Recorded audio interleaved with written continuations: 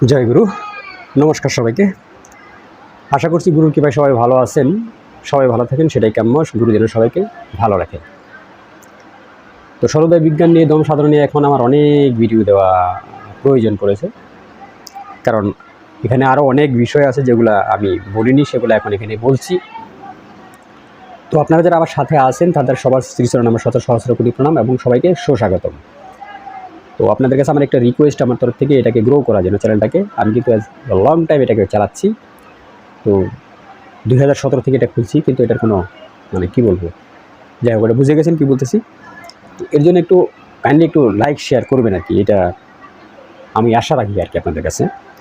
তো যাই হোক, আমি আমার যারা সাবস্ক্রাইবার আছেন, যারা দর্শক আছেন, তারা এখন অনেক জ্ঞানী, ওই আমার তীরই আমাকে ছুঁড়ে মারে, বুঝতে পারছেন?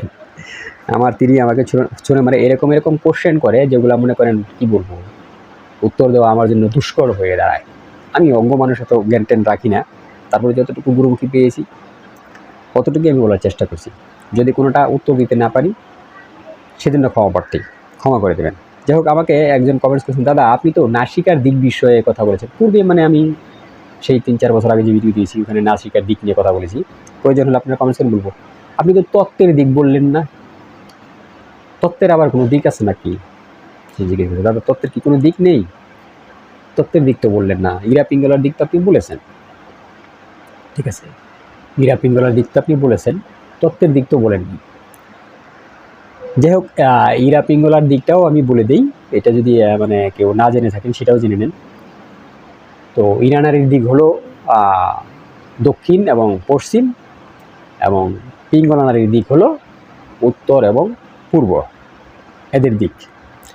এই দুই সাইডে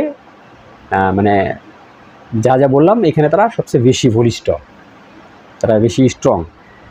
আমি এখানে গুলিয়ে দেবো না, গুলিয়ে দিলে ঝামেলা আছে, গুলিয়ে পেঁচিয়ে দিলে ঝামেলা আছে। আমি যেটা বলছি সেটা একটু রিসার্চ করে বের করবেন যে কি বললাম। ইরানারির দিক দক্ষিণ এবং পশ্চিম, পিঙ্গলা নারীর দিক উত্তর এবং পূর্ব। এখন আপনি যেভাবে কাজ করেন সেটা প্রণালী বুঝে সিস্টেম করে বের করে, আমি যেরকম বের করি এরকম বের করে ওইভাবে কাজ করবেন। গেল, ঠিক আছে? এই যে গেল ইরানারির দিক এবং কাজ করার সুবিধা তারা কিছু বলে দিই, এবং পিঙ্গলা নারীর দিক। ইরানারী জোর সংখ্যা, পিঙ্গলা নারী বেজুর সংখ্যা মস্তিষ্কে নিয়ে বের করে নেন যে কী বললাম এখানে। ইরানারী জোর সংখ্যা, পিঙ্গলা নারী বেজুর সংখ্যা, এদের দিকও আমি বললাম। গেল, এখানে গেল না? এখন আসেন, এই যে পঞ্চমহাভূত বা পঞ্চতত্ত্ব, ক্ষিতি অফ তেজ বুরুদ্বুম, পৃথিবী, জল, অগ্নি, বায়ু, আকাশ, তাই না? এই পঞ্চতত্ত্ব আমি আমার দেহ গড়া। এখন এই দেহের যে তত্ত্ব আছে, পঞ্চতত্ত্ব আছে, এই পঞ্চতত্ত্বের দিক কিন্তু বলতেছি আমি। বাইরের যে পঞ্চতত্ত্ব আছে, পঞ্চমহাভূত আছে, তাদের দিক কিন্তু বলতেছি। কে কোন দিকে সবচেয়ে বেশি স্ট্রং কাজ করে, কার দিক কোনটা, কে কোন এলাকার নেতা, বাংলা কথা, সেটা আমি বলতেছি। এটা বুঝলে অনেক কিছুই বুঝবেন।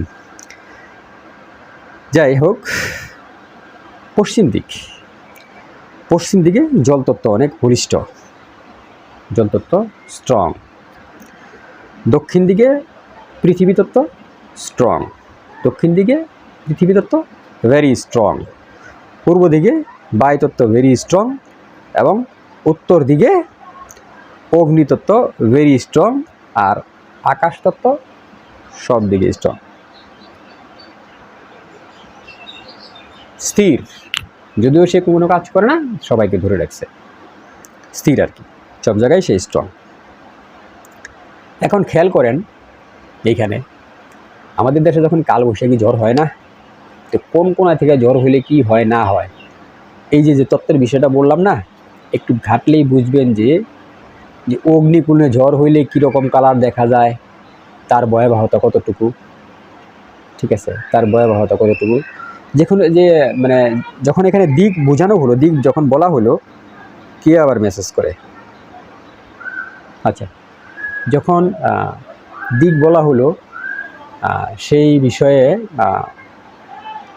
বুঝে নিয়ে বুঝে শুনে কাজগুলো করবে। তো আজকে এই পর্যন্তই। জয় গুরু, নমস্কার সবাইকে।